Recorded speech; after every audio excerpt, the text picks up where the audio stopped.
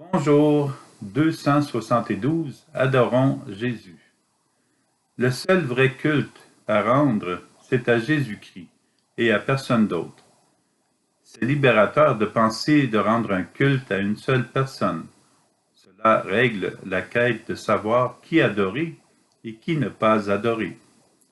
Que Dieu vous forme en tout ce qui est bon pour accomplir sa volonté, qu'il réalise en nous ce qui est agréable à ses yeux, par Jésus-Christ, à qui appartient la gloire pour les siècles des siècles.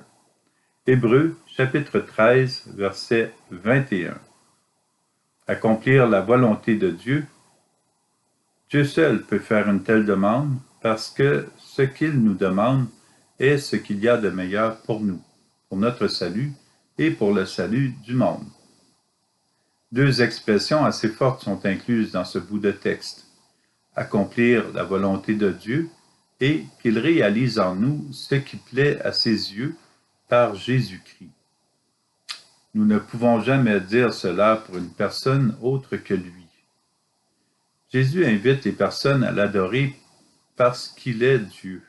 Il dit, « Si vous demeurez fidèles à ma parole, vous êtes vraiment mes disciples. Alors, vous connaîtrez la vérité et la vérité vous rendra libre. » Jean, chapitre 8, versets 31 et 32.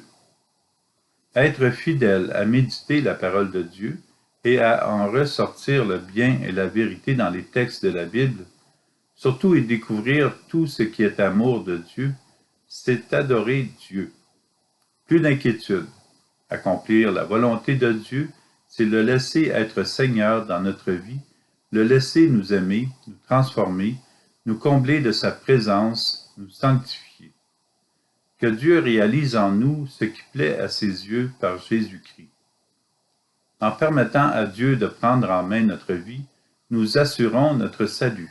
Nous aidons au salut des autres, puisque nous nous laissons purifier pour le grand jour de notre entrée dans l'éternité.